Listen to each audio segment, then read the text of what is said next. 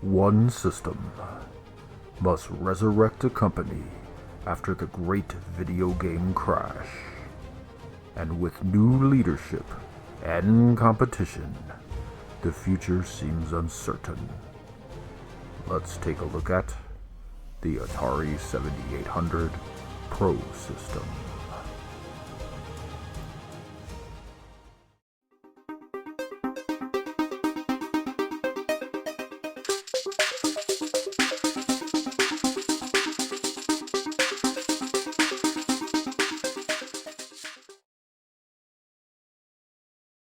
Welcome back to another look at, and in today's look at video, we're going to be taking a look at the Atari 7800 ProSystem. We'll be taking a look at the history of the system, what's inside of it, taking a 360 tour of the system itself.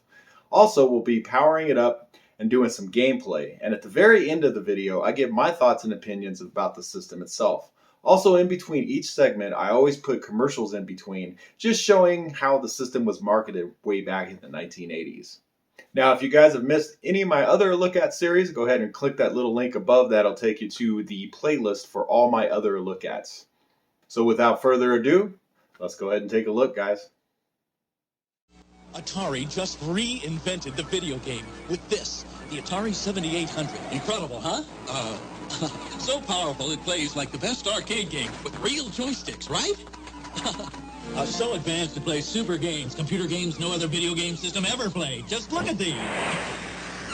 It even plays all Atari 2600 games. Great, huh? Hey, Oh, the new Atari 7800. We reinvented the video game. The story of the Atari 7800 starts in 1982. After the release of the Atari 5200, Atari was already getting complaints from consumers that the system was not that great. Controller issues, no backward compatibility with the 2600, and most of the games were the same arcade ports that were already on the 2600. Sales figures supported this, as the system was not selling well. Atari knew it had to come up with a new video game system to compete with the ColecoVision. But after Warner Communications took over the company from Nolan Bushnell, most of the brilliant engineers that Atari had left. So for the first time in Atari's history, they had to outsource a company to design their new game system. Right about this time, a small startup company named General Computer Corporation was making arcade mods for popular arcade machines. One of which was Super Missile Attack, a mod of Atari's Missile Command. Atari got wind of this and sued General Computer Corporation for copyright infringement. But once Atari saw the mods, they cut a deal with GCC to hire them to produce the mods under Atari's name. They also had them start developing arcade games for Atari as well, such as Food Fight and Quantum. Then Atari had them start development on the then called Atari 3600 video game console. It was to be backwards compatible with the 2600 and have arcade quality graphics that can compete with the ColecoVision. Development started in 1983 and was ready for production in 1984 with the launch of 15 titles, a high score cart, and it even had a keyboard accessory. It was renamed the Atari 7800 ProSystem. But Atari was going through its own changes. The video game crash started in 1983 and with it took a lot of profit out of the gaming industry. Atari was at the heart of it due to so many bad games being released on the 2600. Warner Communications knew this and they wanted out. In 1984, Atari's consumer division was bought out by former Commodore president Jack Tramiel. It was Jack's decision to cancel the Atari 7800 project and shelve it due to the gaming consoles not being profitable after the crash, and Atari focused more on its computer division. Fast forward a couple years to 1986, with the release of Nintendo's NES and seeing how successful it was, Tramiel decided to unshelf the Atari 7800. Unfortunately for Atari, by this time the system was outdated and really was not a competitor to the NES or the Sega Master System. The system wasn't that successful, selling just over 100,000 units in 1986, far below what Nintendo had sold. A total of 57 games were released for the system. It was discontinued in 1992, along with the 2600 and the 8-bit line of computers. Don Mallard, captain of the U.S. video game team. When I'm not going for high scores in the arcades, I'm home playing games on my Atari 7800. As an expert, I like the 7800 because there are great arcade hits like Mario Brothers and Donkey Kong Jr., adventure games like Impossible Mission, sports games like Hat Trick and Real Sports Baseball, action games like Desert Falcon and Chronicles, and the 7800 plays all the 2600 games. As a consumer, I like the 7800 because most games cost under $20. The Atari 7800, the choice of the experts. Now let's take a look at what's inside the Atari 7800. There are 7 main chips on the board we'll go over. Now, due to the nature of the system being backward compatible to the 2600, some chips have dual purposes, or function differently depending on which games the console is running. The first chip is the CPU, or better known as the Sally chip. This is a customized 6502 CPU made for Atari that runs at 1.79 MHz in 7800 mode, or at 1.19 MHz in 2600 mode. It is pretty much a standard 6502, besides the CPU can be halted by a single pin, allowing other devices to control the bus. The second chip we're going to talk about is the Maria chip. It is the GPU for the 7800 in the 7800 mode. It has a resolution of 160 by 240 or 320 by 240, a color palette of 256 colors. It had direct access to memory, ran at 7.15 MHz, and can support up to 100 sprites on screen, of which there could be 4 to 160 sprite zones running at 4, 8, or 16 pixels. It also supports up to 12 colors per sprite, 4 of which are transparent. Sound for the system is provided by the TIA chip, as it was for the 2600. If running in 2600 mode, the TIA chip is both the GPU and the sound chip. If running in 7800 mode, it only provides the sound, as Maria does all the graphics. The TIA chip also controls the input from the paddles. The I/O chip in the 7800 is the MOS 6532 Riot chip. This was a very common input-output timer chip used in many consoles and computers of the time. The chip handles the input from the joysticks and also the pause, difficulty, reset, and select switches. The next chips on the board are the system RAM. The 7800 had two 6116 2K by 8 RAM chips, giving it a total of 4 kilobytes of RAM. Last, we have the system ROM chip. The ROM has control of the system until it's handed over to the cartridge ROM. This is a 4 kilobyte ROM which acts as a gatekeeper and will only go into 7800 mode if the cartridge inserted was digitally signed by Atari. If not, it goes into 2600 mode. This was a measure put in place to help prevent all the unlicensed bad games that had plagued the 2600. Really, all we have left on the board are some LS chips. That's about all that's in the 7800. Quite impressive how it can change system speeds and which chips it uses depending on the cartridge inserted. Well, that about sums it up for this look at the inside of the 7800. The more cartridges a video game system plays, the more fun it is. And the Atari 7800 plays more games than the competition, and they're about half the price. Super games like Ball Blazer, one-on-one basketball, summer games, winter games, Karateka, Hat Trick, Impossible Mission, arcade classics like Pole Position, Centipede, Xevious, Deluxe Asteroids, Ms. Pac-Man, Joust, Galaga, Choplifter, Robotron 2084, all 2600 games like Solaris, Midnight Magic, Football, Kung Fu Master, Moon Patrol. The Atari 7800. More games at about half the price. So here is the Atari 7800. So here's the top of the system. We have the cartridge port, which accepts Atari 7800 and Atari 2600 games. Here we have the power button here, and then the pause button. Now keep in mind that the pause button only works with the 7800 games, will not work with the 2600 games. Also, we have the select switch and the reset switch here on the top. Now on the front of the console, we have the 2 joystick ports for player 1 and player 2, along with the 2 difficulty switches for player 1 and player 2 for the Atari 2600 games that support them. On the side of the console, it's just molded plastic, nothing really too crazy there. Here, on the very back, right there on the left-hand side, that is the power adapter jack right here. Now that is an odd type of jack there. It's kind of like a, what can I say it's like? Kind of like a cordless phone battery jack. So they're really hard to come by. It is a special adapter. It's usually just easier to change that jack out with like a barrel jack and use a regular adapter at that point. I've seen a lot of people do that modification on these 7800s.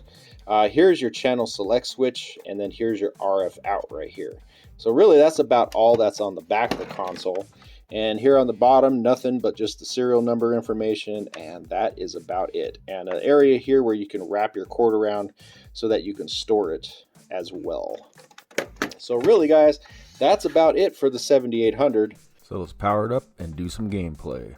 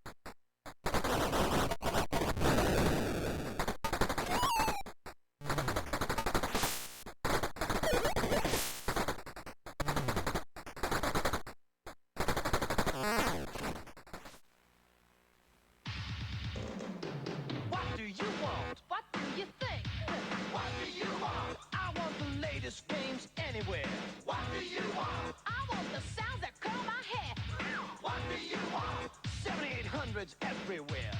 What do you want? I want Atari. I do. What do you want? I want Atari. Ow. Atari 7800. Ow. Atari's the name of the game, dudes. Check it out at these rad stores. We've come to the end of the video here. This is where I give my thoughts and opinions about the system itself. Now, the Atari 7800 really wasn't that popular when I was a kid. Pretty much everybody that I knew had an NES, and the other folks that didn't have an NES had the Sega Master System. I really didn't know anybody that had the Atari 7800. Now, I remember seeing the commercials for it and going kind of like, is Atari still making video game systems? But that's kind of how it was. Unfortunately, the system was not that popular. I think the reason for it is just because of the video game crash itself, and Atari got a bad name for itself, just dropping hundreds of bad video games on the market with the 2600.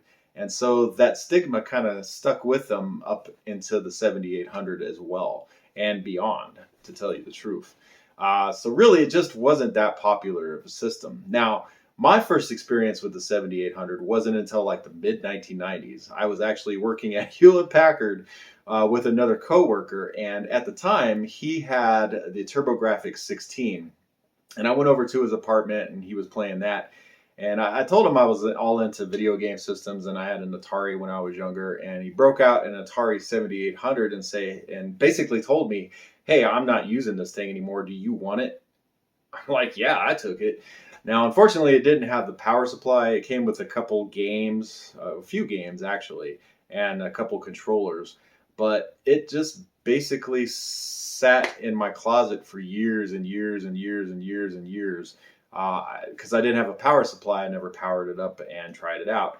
Now, it wasn't until like the mid 2000s when I got really into retro gaming that I dug that old 7800 out. And obviously, it's got that weird power adapter transformer plug in the back of it.